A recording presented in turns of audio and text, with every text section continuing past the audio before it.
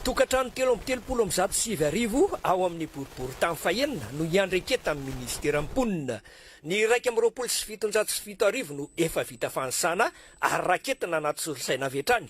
Tsy maintsy misy ny fanaraha-maso sy ny tomba natao mba hialana amin'ny lesoka mety hitranga. Ny fitondram-panjakana dia nanapa-kevitra hanampy ifotony ny sefokotany, ny olom-boafidy rehetra, ny ben'ny tanàna, hanome tosika hanome tanana azy ireo ary ny ministera ny mponina moa ministera tena tompona andraikitra voalohany amin'izany sosialim-bahoaka zay satria ministera ny mponina fiahina ara-tsosialy ary fampivarana ny vehivavy zay no mahatonga ny ministera zany miezaka manara-maso miaraka amin'reto tompona ndraiky mpanjakana na olom-boafidy na olom-boatendry midina ifotony manara-maso an'izany lista izany mba hialana amin'ny tsy fahatomombanana na sanatria fimenomenomana. Piasa 700 eo anivony ministera mponina no manatotosa ny fanisana fiara lehibe 9 no natokana hitaterana azy ireo. Satria fa fiahina ara-tsosialy sy fitsinjovana ny mponina ihany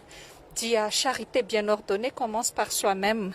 Ozy ny oam-pitenenana vahiny zany hoe manao ihany dia ny mpiara-miasa aminao aloha tsinjovo voalohany mba tsy ho reraka satria raha reraka ry zareo dia inona moa ny asa ho vita eo. Dia zay mahatonga ny ministera nandray an'izay inisiativa izay hoe omena fitaterana ry zareo mba ahafahan zareo tsy ho reraka loatra dia lasa tsy mahavita n'ilay asa tokony ho vitaina.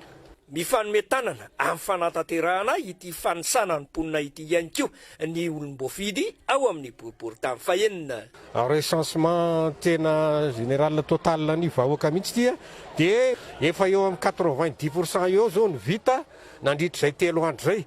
Ny antony anarahanay mantsy satria nisy olakolana teo aloha le lista namboarin'ny fokontany ka izay ny elana indrindra dia tonga ireto ministera reto manatanteraka atenaina fa lisitra mazava sy madio ny voaka avy eo indrindra amin'le fizarana n'le sosialim-bahoaka.